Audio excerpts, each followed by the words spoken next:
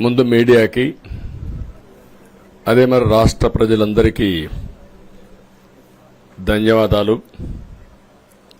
శిరస్సు వంచి నమస్కారాలు తెలియజేస్తున్నా. ఎందుకంటే నా సుదీర్ఘమైన రాజకీయ యాత్రలో ఈ 5 సంవత్సరాలు చూసిన ప్రభుత్వాన్ని నేను ఎప్పుడూ చూడలేదు. ఒక రంగం అని కాదు, ఒక వ్యవస్థని కాదు, ప్రజాస్వామ్య వ్యవస్థలన్నీ ఏ విధంగా ఇబ్బంది పడ్డాయో, ఏ విధంగా నిర్వీర్యం చేశారో మనం అన్ని చూశాం. అయితే మా ధ్యేయం ఒకటే, ప్రజలు గెలవాలి, రాష్ట్రం నిలబడాలి.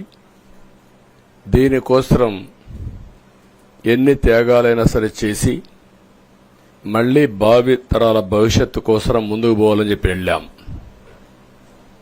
నేను చాలా ఎన్నికలు చూశాం. 10వ ఎన్నిక నిన్న.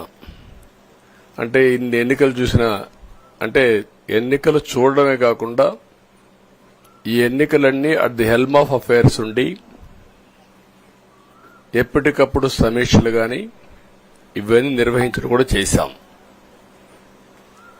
రాజకీయాల్లో ఒడికిదుడుకులు సాధారణంగా ఉంటాయి. ఎవరు శాశ్వతం కాదు. దేశం శాశ్వతం, ప్రజాస్వామ్యం శాశ్వతం, రాజకీయ పార్టీలు శాశ్వతం, అధికారం అశాశ్వతం. రాజకీయ పార్టీలు కూడా సక్రమంగా ఉంటే మళ్లీ ప్రజలు ఆదరిస్తారు.